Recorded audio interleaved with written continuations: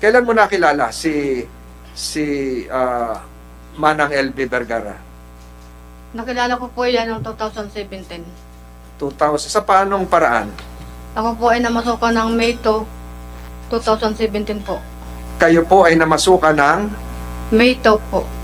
May 2, 2017. Natatandaan niyo pa. Saan po? Bilang ano po? Saan po kayo namasukan? Kay France po. Kanino po? France po. Kung ipatuturo ko po dito sa mga naririto sa bulwagang ito, kung sino yung iyong naging amo noong Mayo 2, 2017, kaya mong gawin? Opo. Kaya mong tumayo o yung babae na page natin, pwedeng samahan niya. Babae na lang para pwede kang tumayo at lapitan nyo at siguro mga 3 o 2 metro lamang ang pagitan. Ituro nyo kung sino yung pinagtrabahuhan nyo.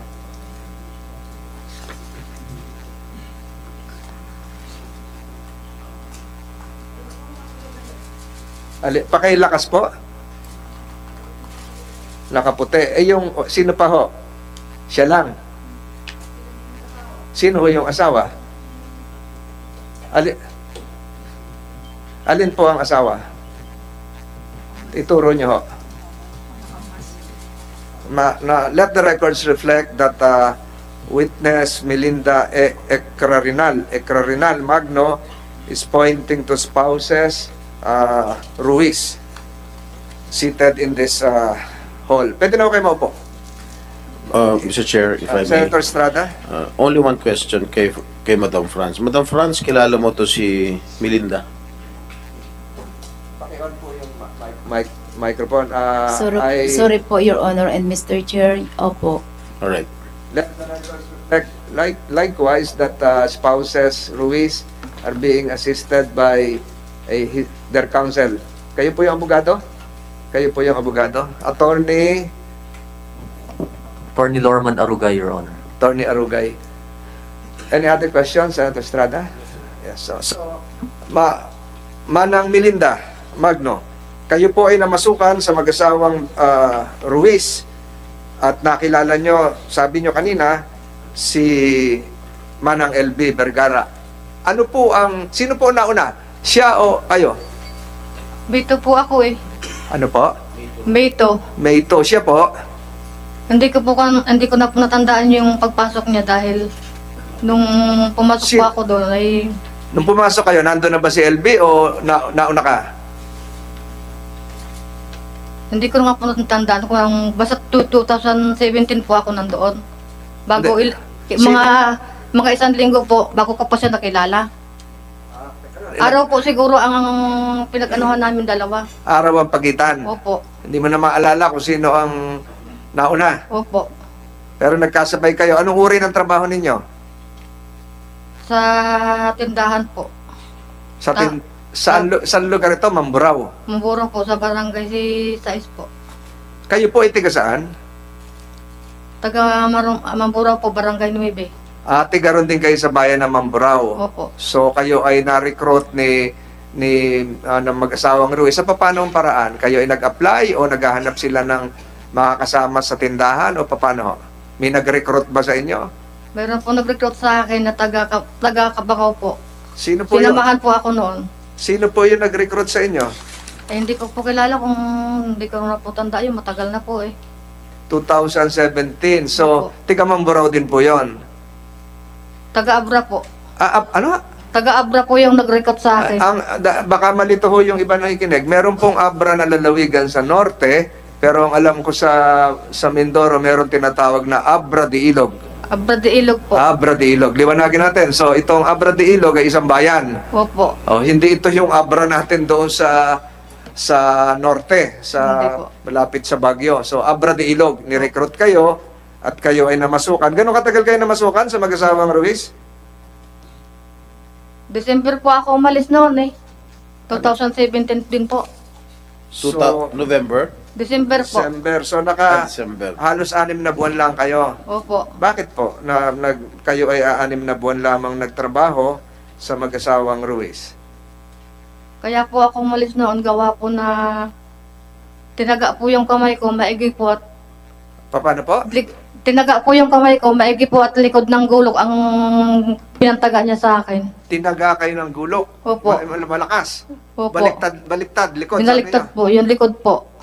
Saan hong parte? Pwede nyo... Ginayong ko po yung kamay ko at dinadakot ko po yung basura. Tinaga pong gayon ng Pwede ko kamay. kayong tumayo para maipakita nyo yung mustra sa amin sa kumiting ito. Hawak nyo yung basura. Dinakot ko po yung basura na pinapataga. Pakitaas nga yung mic. Dinadakot ko po yung basura ng gayon, tapos yung pagdakot ko pong gayon, tinaga yung kamay ko. Bakit to kayo tatagayin? Hindi ko po alam, wala naman po akong kasalanan eh. So, malakas yung hataw sa inyo, pero Opo. baliktad. Baliktad po. So, hindi dumugo kasi baliktad. Namaga lang po yung yung Saan nagsimula yung hawak ng gulok? Sa taas o baka ganun lang, kantiw? O yung talagang hindi naman po gaano sinobrahan ng lakas. pero kung hindi baliktad yung talim, Ay baka po naputol ang kamay ko. dalawang kamay, isang kamay. Dalawa po. Sino po ang gumawa? Si Franz po. So sa lakas, nabitawan niya ba yung basura o Ay di binitawan ko pong gayan at siyempre hinaplosan ko yung kamay ko at masakit nga po yung ginawa niya sa akin. so talagang gustong saktan ka na hindi na umulit? Nung pagtagang baliktad, hindi na inulit? Hindi na po. Nagtatakbo ka o tinanong mo kung ba't ka tinaga? Ang sabi ko po sa kanya ay nakakasakit ka na para kang hindi tao eh. Ano Sabi sagot ko mo gayon. sa inyo? Hindi na po na siya umimik tapos po umalis na sa tabi ko. Anong palagay mo, kung ikaw ay Mayo nagsimula, ilang buwan pagsisimula mo sa trabaho, nangyari yung pagtataga? December po iyon. December. December 14, tinaga niya yung kamay ko. December 15 po umalis ako. December, ano kapit tinaga? Anong araw uli? 14 po. 14. So kinabukasan, umalis ka na Opo. dahil doon sa pagtatagang yon. Opo. So mula Mayo hanggang Disyembre, kumusta naman ang trato sa iyo bilang isang kasama sa bahay at katulong sa tindahan? Pag ako po ay napasok sa kanya tuwing araw-araw ay lagi po niya akong minumura dahil bagal na bagal ko daw tumarbaho. Paano ko minumura? Paano napasok araw-araw? Kayo ba ho'y live-in o stay out? Stay Ano out. ba ho? Na kayo ba ay Stay out po. nauwi kayo sa bahay nyo? Tapos Opo. araw-araw kayo napasok? Hindi kayo doon nakatira? Hindi po. Ayun. So, dinadatnan nyo lang doon ay si Manang LB. Opo. Ayun. So, ulitin nyo ho, lagi kayong minumura. Minumura po ako dahil ako daw mabagal daw kumilos. Tagal na tagal ko daw matapos ang trabaho ko. Ano na, If I may. Senator Estrada? Paano ko minumura, Melinda? Aling Melinda? At sabi po sa akin, apurahin mo ika yan at marami pa tayong trabaho na iba, hindi lang ika yung trabaho na yan. Hmm. Sabi po Paano sa ko akin, minumura? adi dinuduro-duro pa ako dun sa pinagtatrabahoan ko. Kahit po maraming tao, dinuduro po niya ako doon. Teka, sinisweldohan ka ba? Kompleto naman sweldo mo. Ang- Magkano usapan niyo sa sweldo? 4-5 po ang sahod ng isang buwan. Ang ginagawa ko po, nagbabali-bali na lang po ako ng pang ano sa bahay. Hindi, kompleto naman ang sweldo ninyo. Binabayad niya. Hindi ko na po nakuha yun dahil pag alis ko po ng buwan ng December, hindi na ko po nakipagkwentahan sa kanya. Hindi, nung umpisa niyo lang, nung nag-umpisa kayo magtrabaho noong May 2, 2017, hanggat December, buo ba ang sweldo binabayad sa inyo? Wala po.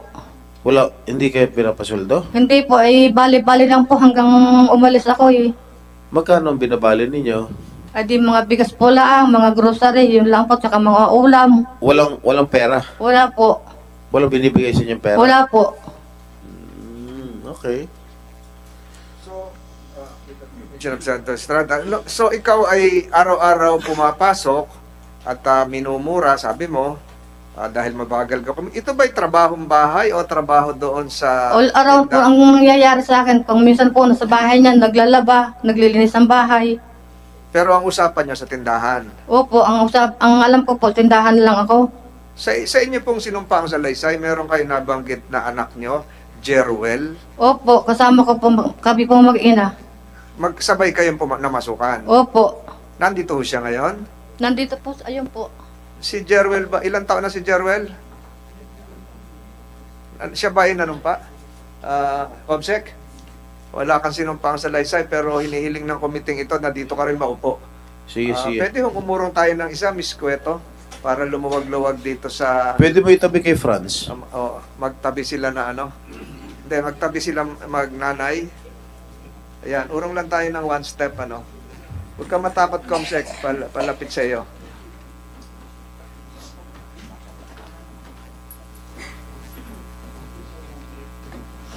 Mukhang nasa ustong gulang naman to si Jeruel. Ilang taon na ho, anak nyo? 23 po ngayon. Nasa ustong gulang na. So, sabay niyo ho siya nagtrabaho nung May 2. Tama po, sabay kayo na masukan? Opo. Ayun. Nung umalis, sabay din ho. Siyempre, kinuha ko po at baka po kung anong mangyari sa kanya. Sinama mo. Kinama ko na po siya. Siya po ay, nung namasukan, stay in o uwi din araw-araw? Stay in po. Naiiwan siya. Stay in Opo. siya. Opo. Naiiwan siya. So, kayo po, umuwi, naiiwan siya. Bakit ho ganon? Hindi nyo sinasama pa uwi? Ay, ang sabi po ng friend sa akin, stay in na lang daw at siya naman daw ay walang asawa. Okay. Ganon kalayo ba ho ang bahay nyo? Nilalakad lang pa? Ay, malayo-layo din po eh. Nilalakad lang? Tricycle. Nakamotor po kami. Nakamida na kayo motor. Saan kayo nakikiangkas? Doon po sa aking asawa. May asawa po ako. Hinahatid kayo. Opo. So si Jeruel ay naiiwan sa bahay. So yung sinasabi mo kaninang nakita mong ikaw itinaga, hindi mo to sinabi kay Jeruel, tinaga ako. Alam din niya. Hindi ko po sinabi sa anak ko. Pero ano yun? Pwede natin pasumpain siya. May marka yun. Kung ano, uwi ka, nanay. Ikaw nanay, at sasabihin mo sa anak, yung anak magagalit yun, natural. Hindi mo Siyempre, sinabi. magagalit po yung anak ko. Asawa mo, sinabihan mo? Hindi ko rin po sinabi. Hindi mo na rin sinabi. Hindi Basta na yung po. kinabukasan, December 14, uwi mo na, ano oras ka umuwi? Sa bahay, Ang takatapos pasok ko po ng trabaho, alas 5 ng madaling araw. Ang uwi ko po ng hapon, alas 7 po ng gabi. Yung pag-uwi mo ng December 14, hindi ka na bumalik ng December 15. Hindi na po. Paano to si Jeruel na iwan doon? Ay, di yung pag-alis ko po, diretso yung umuwi na siya sa amin. Yung December 14. Opo. Alsa baluta na, dala ng mga damit. Opo. Tatlo na kayo sakay sa motorsiklo. Ini-imagine ko, na yung asawa mo nagdadrive, para kayong habal-habal no, may dalawang angkas, ganon. Dala pa siguro yung gamit. 3 po kami. Pati yung, siyempre, may mga damit itong dala. Opo, yung damit po niya, kinuha ko na rin. Tatanungin kita maya, Jeruel. Hindi na siya nagtanong, saan tayo, ba't tayo nag-alisan na? Hindi kayo namalayan na mag-asawang Ruiz na paalis na? Hindi na po ako nagpaalam sa kanila nung oras na yan eh. Hindi, si Jeruel, siyempre, dala yung mga bagahe niya, damit niya. Ay sabi ko po sa kanya, sabi ko sa kanya, Tana, umalis na. Umalis ka na dyan, o alis na rin ako. Sabi ko sa kanya, So, ayaw ko nang bumalik. So, palihim kayong umalis. Opo, palihim na lang po kami dalawang mag-ina. Yung sinasabi nyo na dito sa inyong sinumpang salaysay, na nakita nyo kung paano maltratuhin si Manang LB. Natural, nakita rin niya na anak nyo. Ay hindi na po niya nakita dahil sabay na po kami mag-ina na umalis noon eh. Hindi, yung simula Mayo hanggang Disyembre, siyempre sinabi nyo rito sa sinumpang salaysay na nakikita nyo kinukurot, dinuduro-duro, minumura din si LB. Nakita rin niya na anak nyo. Tatanungin ko siya mamaya.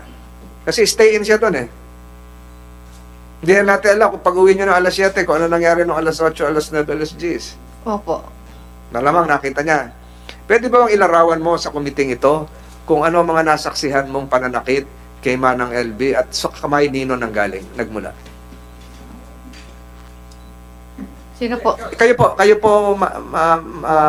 po, Manang Pan? Melinda. Yung nakita nyo, dito sa sinumpang salaysay nyo, sabi nyo, nakita nyo na sinasaktan si Manang LB. Pwede bang ilarawan nyo rito sa kumiting ito? Hindi ko po siya nakikitang sinasaktan.